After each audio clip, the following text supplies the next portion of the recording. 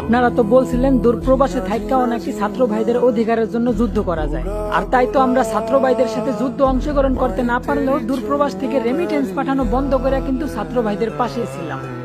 রাজপথে ভাই বোনদের রক্ত দেখা সহ্য করতে না পাইরা 12-13 ঘন্টা ডিউটি করে আইসাও এই দূরপ্রবাসে আন্দোলন করলাম।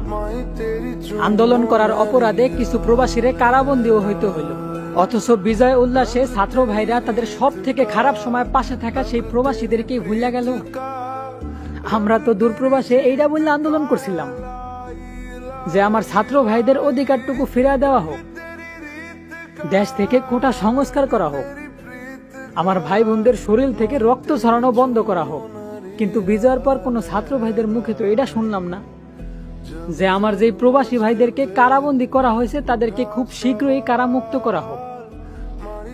তাদের মুখে এটা শুনলাম না যে আমার প্রবাসী ভাইদেরকে তাদের ন্যায্য অধিকারটুকু ফিরিয়ে দেওয়া হোক। তবে সেটা নিয়ে কোনো দুঃখ নাই এই প্রবাসীদের মনে, কারণ সবকিছুর প্রতিদান যদি এই দুনিয়াতেই পাওয়া যায় তাহলে আল্লাহ কি দিবেন সেই কিয়ামতের দিনে? হয়তো আল্লাহ কোনো একদিন এর থেকে উত্তম প্রতিদানে দিব মনে হয়। তবে ছাত্র ভাইরা তোমরা সত্যের পথেই থাকো, আমরা প্রবাসীরা তোমাদের পাশেই আছি, পাইও না কোনো ভয়। ও দেশ মেরে तेरी शान पे सदके कोई धन है क्या तेरी धूल से बढ़ के।